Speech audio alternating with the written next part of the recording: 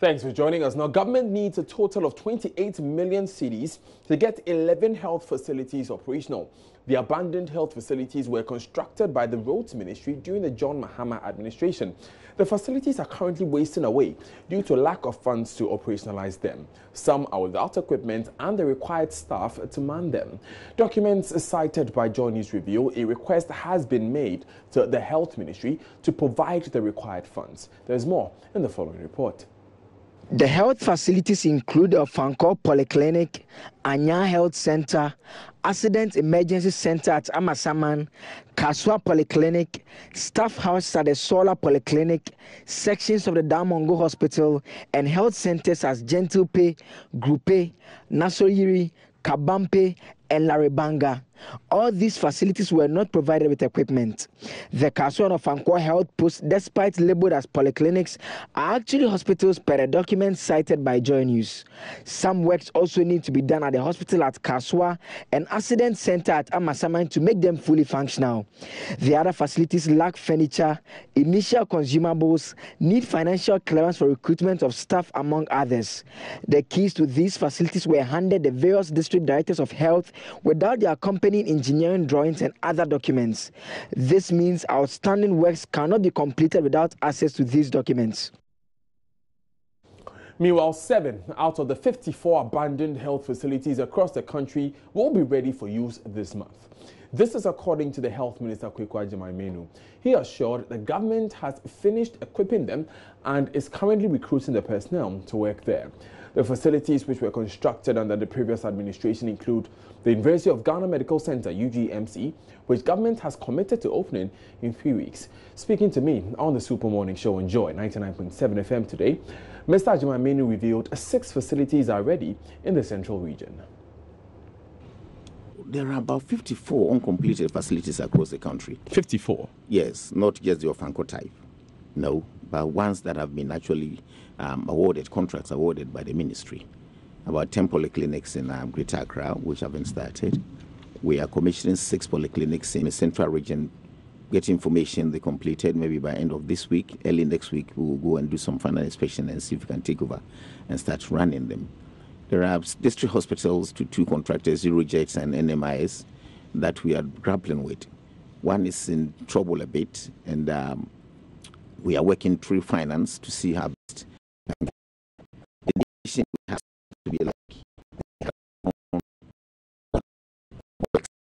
and money left from the records isn't something that we want to. So the Minister of Finance are commissioning the audit. When that is completed, we've got a financier to work on that. It's ongoing now. We've sent a support what you do to the expansion. Soon that project will also commence. We are sending, how do I call it? Cabinet has already approved for some facility to be taken. We're sending to Parliament for approval to look at Bolga to complete the whole thing. That's about $20 million to work on that. We are placing before Parliament again the phase 2 money for University of Ghana Medical Center, $50 million in a moment from tomorrow.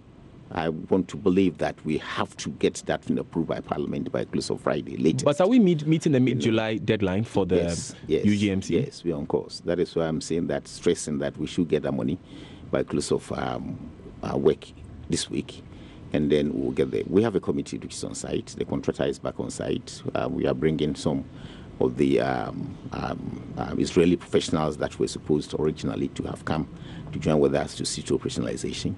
So we are on course. The committee is there. They had a meeting on Friday also again. Now, in a related developments, the Director General of the Ghana Health Service, Dr. Nsia Sare, is touring some health facilities in the Ashanti region to ascertain the status of these facilities in the delivery of quality health care. My colleague Emmanuel Kwesi Deborah is with the Director General. We will be going live to Emmanuel Kwesi Deborah for the update on that one. But before we do that, a woman whose baby was allegedly stolen and sold by 2 officials of the Social Welfare Department in Kumasi is demanding custody of the baby. 22-year-old Deborah Tying alleges the foster parents who supposedly bought the child are still keeping her 3 months after the suspects were arrested. This is contrary to claims by the police they have handed the baby to the Social Welfare Department. Evelyn Jemima Alangia and Samuel Obing Efriye admitted selling the baby to an unnamed couple for over 16,000 Ghana cedis last year. They reportedly stole the child from a maternity home where the mother, Deborah Tying, gave birth. Deborah tells Ohiming Teria she has had to endure sleepless nights over the delay in reuniting with the baby. We'll be bringing you that story shortly. Now, the Office of the President has explained why the President decided to ban foreign travels by his appointees. President Akufo-Addo has put a temporary ban on all foreign travels by his ministers and their deputies, MMDCEs and heads of government agencies. The president's directive is contained in a statement signed by the Chief of Staff, Akosia Frema Oseo-Pare. The Ministry of Foreign Affairs and Regional Integration is exempted from the ban. Deputy Chief of Staff Samuel Abujanapor tells Joy News the president wants to develop a comprehensive guideline for foreign travels to prevent abuses and avoidable costs to the state. The president thinks that it's about time we standardize the modalities or framework within which government officials travel out of our country. And therefore, he's put a temporary ban on foreign travels by ministers, deputy ministers, MMDCs, and head of government agencies, with a view of giving us the space to formulate this modality to regulate foreign travels by government officials. Well, his hope is that when that is done, it will, one, certainly save cost if we were to minimize foreign travels by government officials, given the framework within which these travels will be embarked upon. Two, it will also result in having government officials in the jurisdiction to embark on the all-important domestic work of government business. So generally that is taking the issue of foreign travels and approvals or otherwise another step further, one step further in terms of how we will put in place a standardized framework to regulate foreign travels by government officials. So the two problems we are seeking to solve are one, cost, and two, the furtherance of the domestic agenda of government. Those are the benefits that we hope to achieve for the Ghanaian people with this sort of arrangement.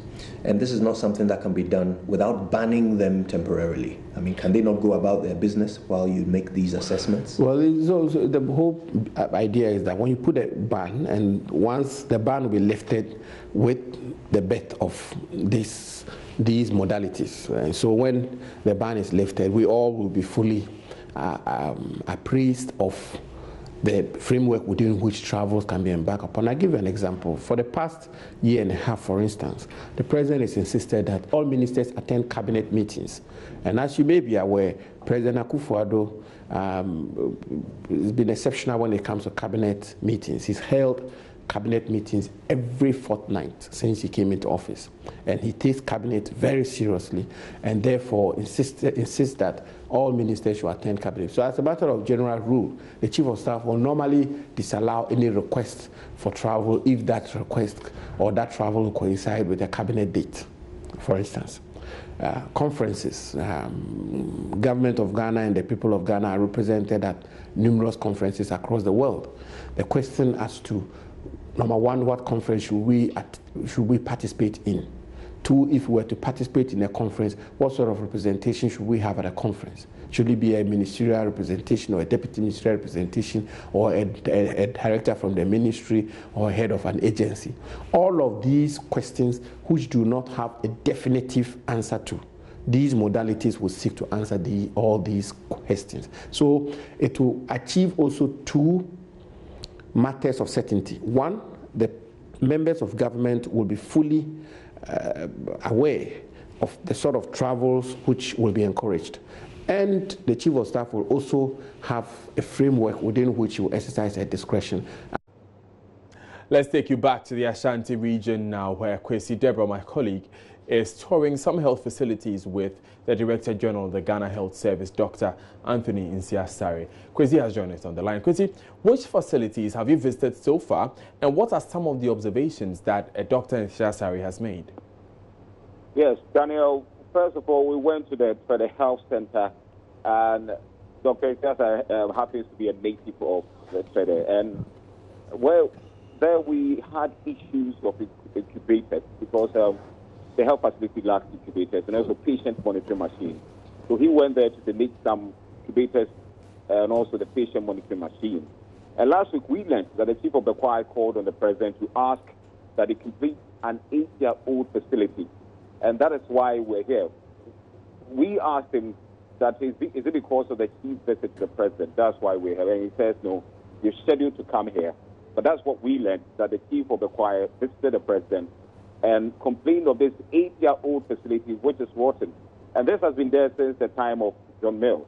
And because as part of, apart from the government hospital here at the choir, there's no major hospital to take care of patients. And there's also a similar one at Kumasi, which is also suffering similar fate. So several calls in the past have yielded no result. So he told us that Cabinet has approved a loan facility, which is pending parliamentary approval. The initial assessment pretends that it's only left with equipment. Major works have been completed. That's what they've been able to come out with. Right. So we are waiting for them. Of course, he says that by the end of the year, the loan will be approved by Parliament and they will start working on it. So we are hoping that the health facility, the uncompleted health facility at the choir, by the end of the year will be operational. Daniel. Where next is the team heading?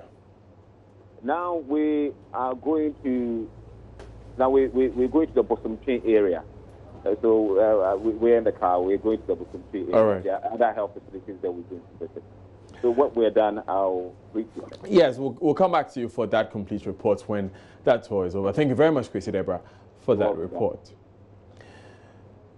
That was Kwesi Deborah coming to us from the Ashanti region. Now, still watching Joy News today. Still up ahead in the bulletin, the Setre Central District Assembly begins investigations into allegations of human rights abuses leveled against the Brim Unit Committee set up to ensure law and order in that community. You want to stay with us for that and more.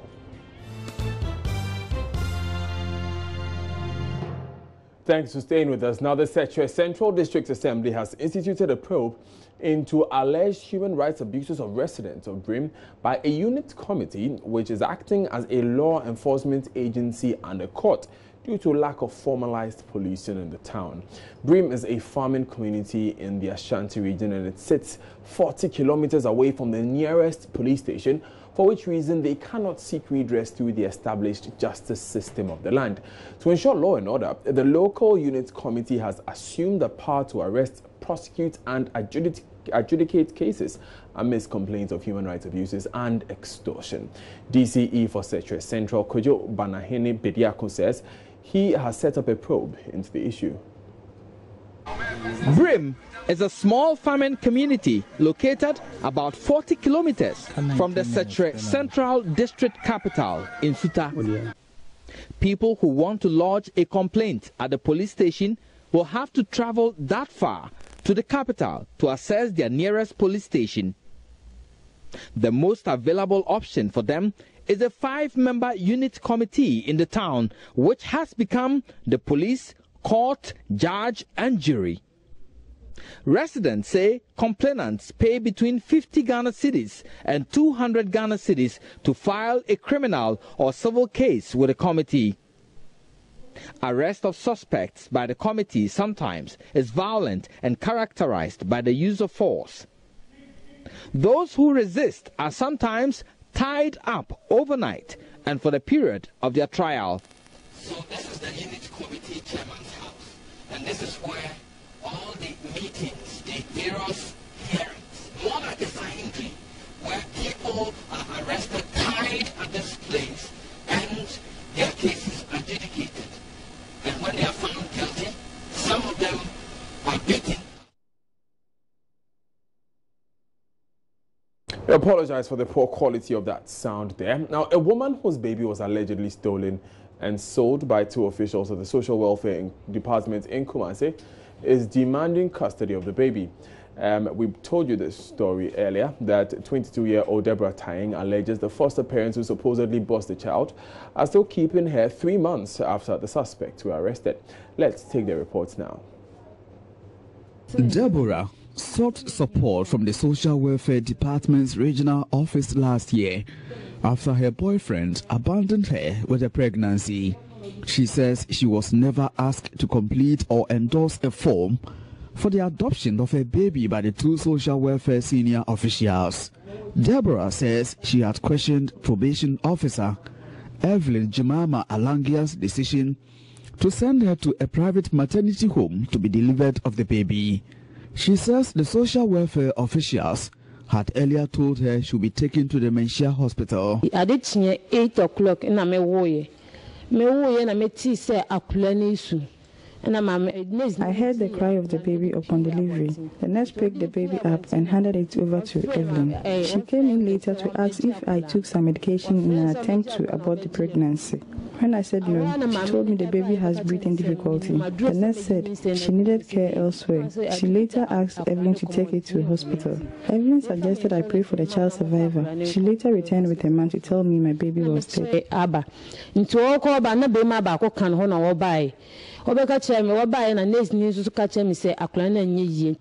Deborah, who has been doing menial jobs for survivors, says she has been dreaming of the child weeks after being declared dead.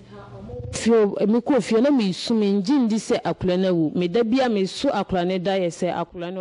been crying since my discharge from the maternity home. I've never believed the baby was dead, and I often dream of her. Shedding tears over the baby became part of me, though Evelyn didn't like it. I have been fasting and praying about it, and I'm convinced the baby is alive.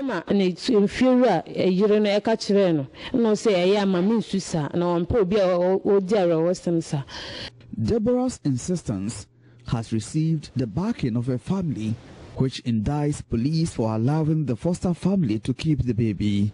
Phyllis Kumpe Chemo, a spokesperson. The child currently is still with the supposed buyer, currently as we speak. And the police are telling us that it's with the Attorney General, we should wait. So I don't know from which source you've also heard this, but what we know from the police is that the child is still with the buyer, and the mother has seen the child just once at the police station, and everything has come to a standstill from April till now. As a family, we actually want the due legal proceedings to follow, but then our issue right now is that where the child is not pleasing us. We really want the child to be in our custody before the necessary court proceedings should follow. We really want that to happen anyway. But where the child is right now is our worry for now. It's been 6 months now since the child was delivered, and we've not seen our child. The child is still with the foster parents or whatever. So we need the child before the court proceedings could follow. Back to Accra now, and the mighty have fallen in the ongoing National Science and Maths quiz as Achimota Senior High School have lost in the 1/16th of the competition against Tamale Senior High School. Tamale Senior High School came first in the competition, which also featured APAM SHS. Let's go live to Maxwell Agbagba, who is currently at the competition grounds at the University of Ghana Business School. Neutrals who really did not attend any of these schools. A lot of people were sitting on tenterhooks because they didn't know how that was going to end. I mean, first question, second question, it had to take the third question.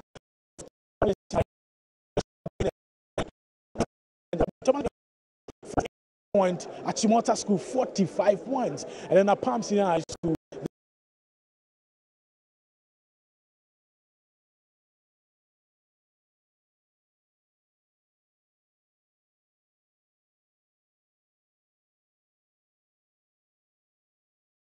Had a little 40 points, and they qualified to the next stage of the competition. We gave APAM Senior High School a chance because during the prelims they qualified with 54 points. That tells you that really they were not a school to be joked with. But let's go up there, the platform. Let's talk to the boys who were able to do it. Let's talk to the boys who were able to make sure that Tamale Senior High School qualified. next stage of the competition. And the interesting thing, however, is that one of the in this competition last year, and that was evident in how he even answered the questions. I remember that during one of the questions, in fact, his colleague was telling him the answer was false. He raised up his hand and he answered and he said it was true, and that was the right answer. Maltiti, this is the second time you are doing this. Would you say the experience of taking part in this competition last year really helped you to beat Achimota School? Yes, it helped us much because at a point we were behind, or we trailed at the beginning, and by the experience of last year, where we went behind by 13 points and caught up with the leading school, we had that feeling that, oh, the contest is not over yet and we can still catch up. And we did exactly that, and finally it went to a tie break. Now, in during one of the rounds, the quiz mistress asked the question. He said false. You raised up your hand and you answered true. No, he actually said false. Then okay, he said false. He said false. Okay. Then I raised up my hand. But you guys were deliberating. You were contemplating whether it was true or it was. So we had true out there. Then later you raised up your hand and you said false. Yes. I raised up my hand and something came to my mind that it seems what we are saying is going to be wrong. So we came back again and consulted each other. Then we finally decided, yes, it's really false. And we raised up our hands and said it's false. Now, another interesting part of this competition, this contest especially, was that in round 4, Achimota School and then Tamale Senior High School, they had a perfect score. No school had an answer wrong. And that was, a shocking moment for a lot of people, because since the competition started, we've never seen anything like that before. How are you feeling right now? I'm feeling great. Great and excited. Is it just the thought of beating like Achimota? No, it's not a thought, because we believe that we could have beaten them and we've done it. And as we are moving to the quarterfinals, we hope that God will be on our side and we'll go through and go to the finals. To semi-finals. Okay. With God being on our side, we are likely to pick the cup. Okay. So you just heard it from the two men who did it for Tamale Secondary School. They've qualified to the quarterfinals of the ongoing National Science and Maths Quiz. And this is the moments they have to be really proud of, kicking out Achimota School. Benjamin Tete, maybe Nancy Amafadradozi. We predicted this in the morning that Senior High School, they were the favorite for this contest. And congratulations to the students there from Tamale Senior High School, and better luck next year for Achimota Senior High School. You're still watching Joy News today. Now, obstetric fistula is by far one of the most devastating of all childbirth injuries, leaving the nursing mothers passing urine and stool uncontrollably. In the latest Joy News Hotline documentary, Twisted by Birth, produced by Beryl and Estina Richter, some of these women living with the condition share their painful and chilling stories.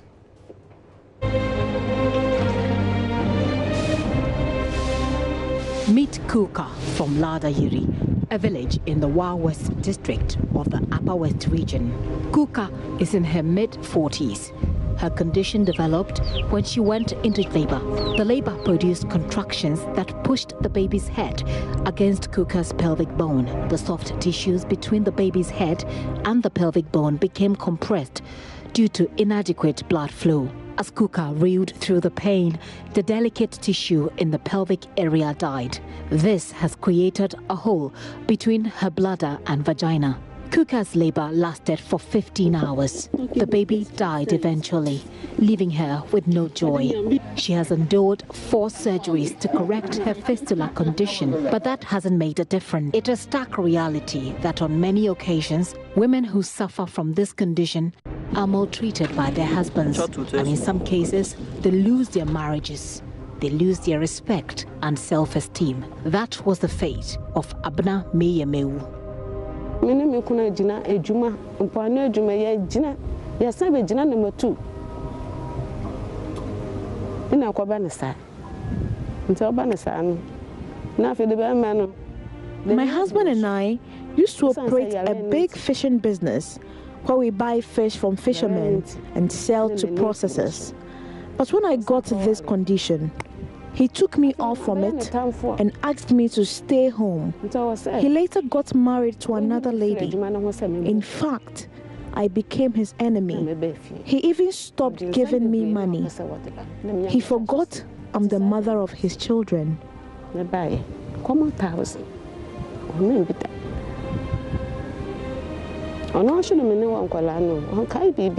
According to Dr. Gando, unfortunately some cases are inoperable, and this is very worrying.